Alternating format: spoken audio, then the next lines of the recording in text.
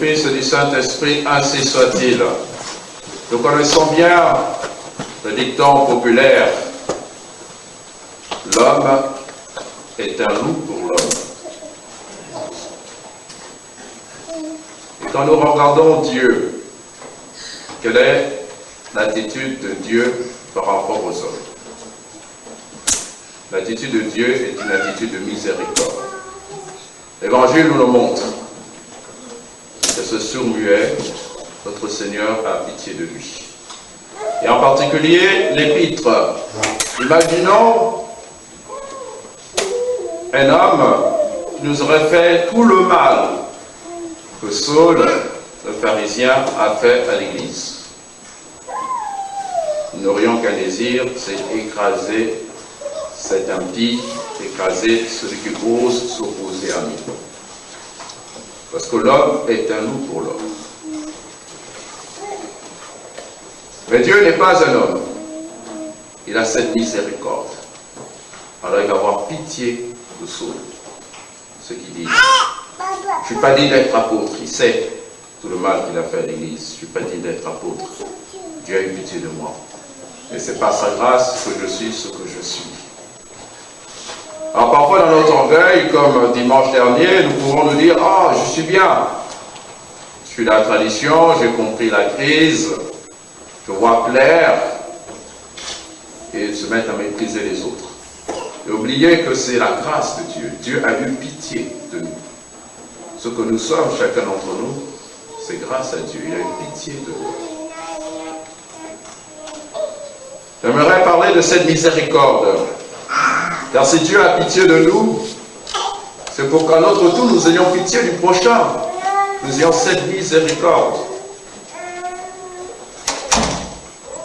Et il y a deux types de miséricorde. Il y a la miséricorde corporelle et la miséricorde spirituelle. La miséricorde corporelle sont toutes ces œuvres que nous faisons pour soulager la misère corporelle du prochain. Alors ces œuvres de miséricorde spirituelle ne sont pas propres aux catholiques. On peut être, je dirais, franc-maçon et donner à manger à celui qui a faim. On peut être hérétique et habiter un étranger de passage, que sais, visiter les prisonniers. Donc ce n'est pas cela qui doit être notre marque distinctive. Ça doit être la miséricorde spirituelle. Ces œuvres de miséricorde spirituelle. Les œuvres de miséricorde corporelle sont au nombre de 7, les œuvres de miséricorde spirituelle également. Alors nous ne pouvons pas tout voir dans un sermon. Je vais lire ces 7 œuvres de miséricorde spirituelle et m'attacher à une, qui est peut-être un peu difficile pour nous. Première œuvre de miséricorde spirituelle, c'est conseiller ceux qui en ont besoin. Donner un bon conseil. C'est une œuvre de miséricorde. Le prochain ne voit pas clair, il cherche, il est dans le flou, le brouillard. Bien c'est une miséricorde de lui donner un bon conseil. Deuxième œuvre de miséricorde spirituelle, c'est instruire les ignorants. Donc il ne s'agit pas des ignorants en choses humaines, ceux qui ne savent pas conduire, ceux qui ne savent pas faire des mathématiques, que sais-je, non. Il s'agit de ceux qui ne connaissent pas les choses de Dieu, qui ignorent les choses de Dieu.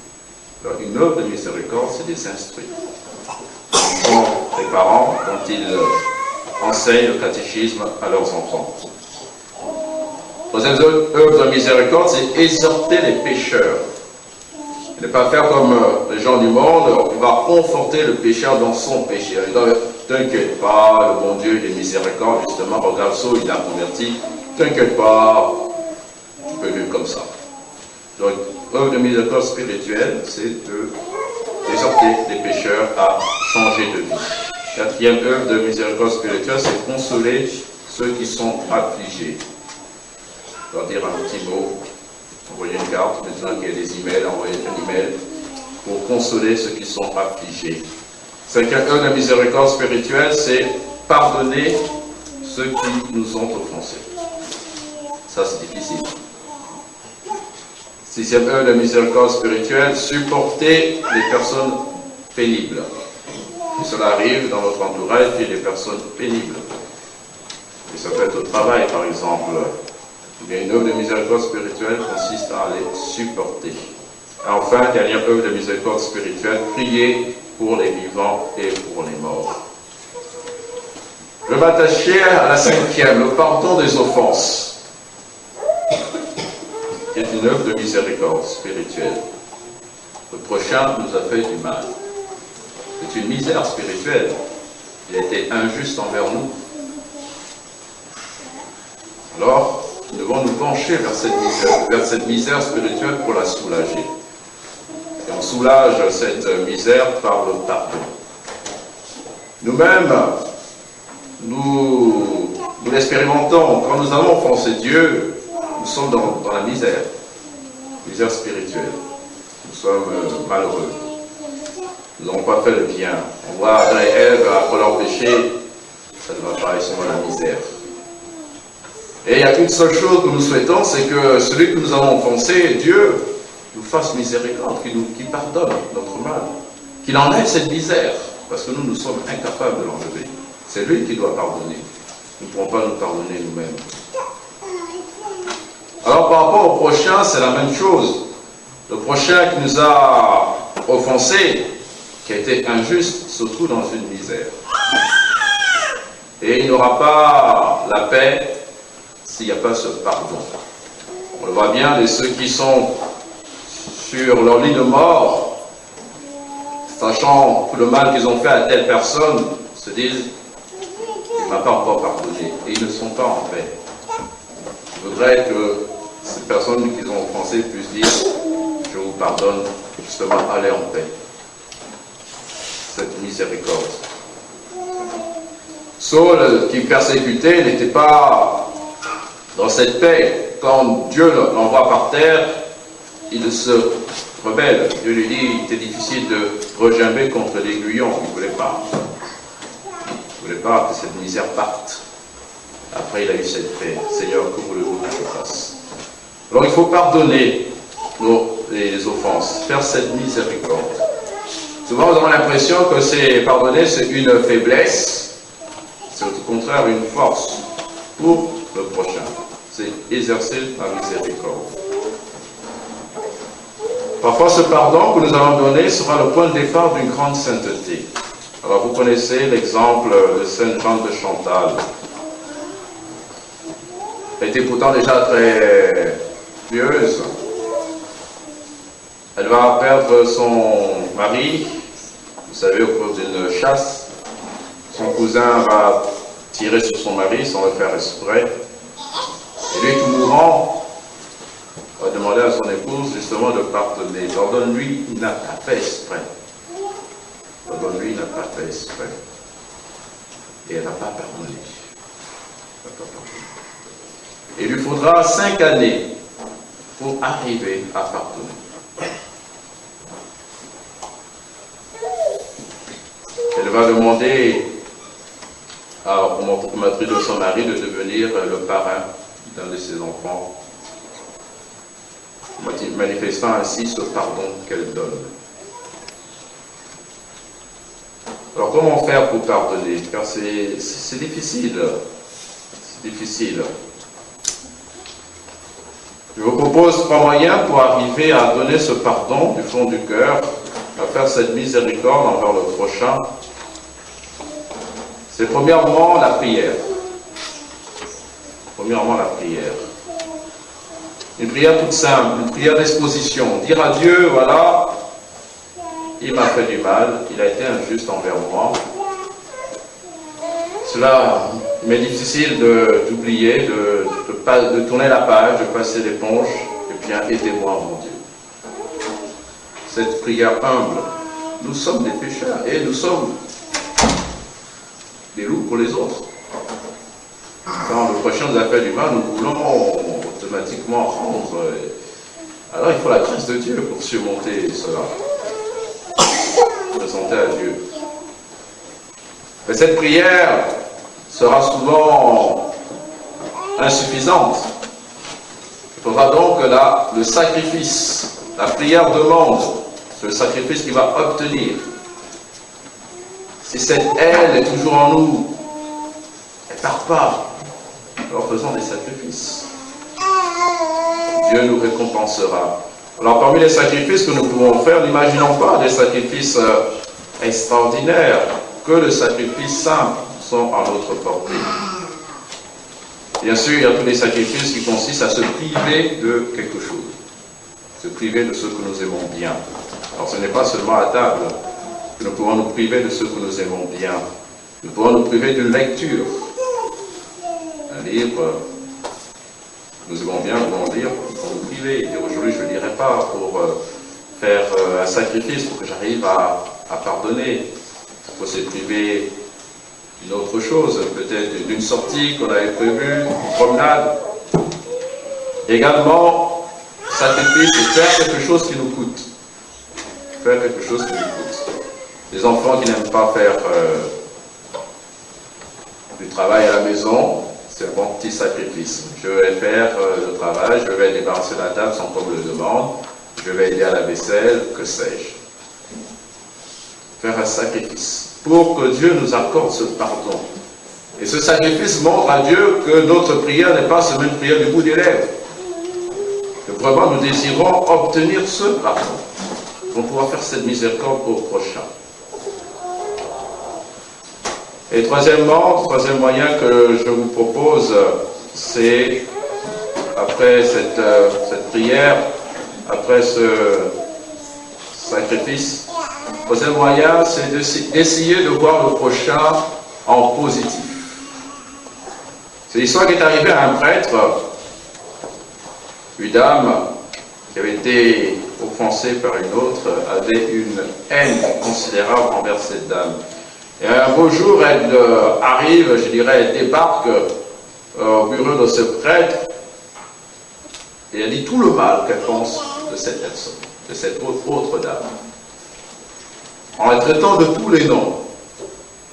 Alors le prêtre écoute un peu tout cela, il dit à cette dame, mais enfin, celle qui nous a offensés n'est pas que mal, elle n'est pas que péché, elle a quand même fait des choses bonnes. Non, pas du tout. Elle est toute mauvaise. Le prêtre en laisse parler, une fois qu'elle a terminé, lui donne ce conseil. Essayez de lui trouver une qualité. Essayez de lui trouver une qualité. Essayez, faites un effort. Madame repart, et quelques jours plus tard, elle appelle ce prêtre. Je lui dis, voilà, je lui ai trouvé une qualité. Et c'est le départ de la miséricorde.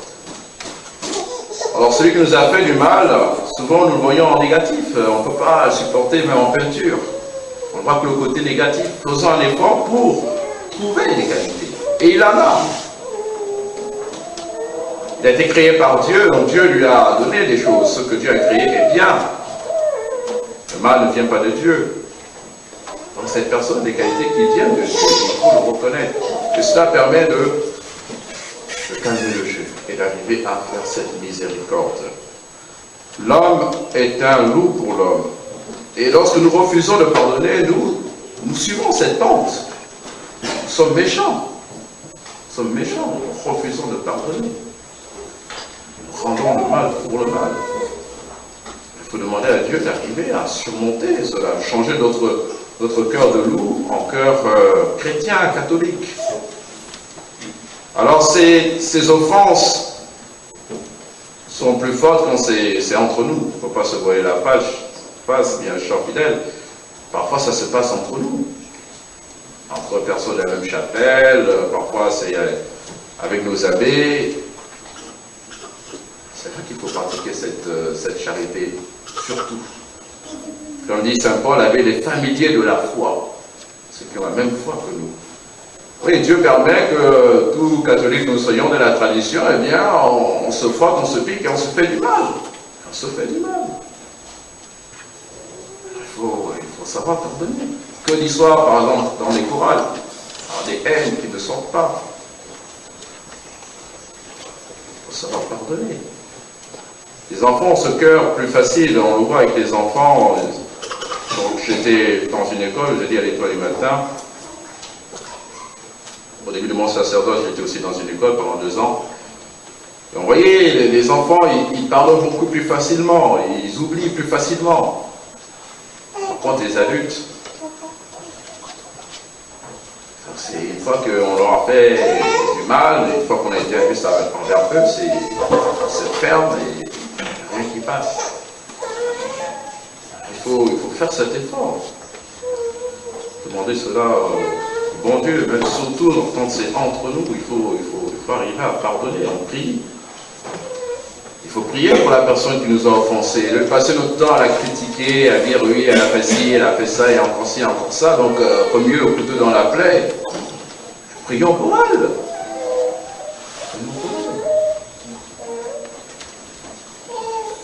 Ce sont des sacrifices, et il faut en faire. Et puis il faut donc le voir et voir les qualités de ce prochain. Nous en avons tous. Alors je termine par un exemple, toujours au sujet du même prêtre.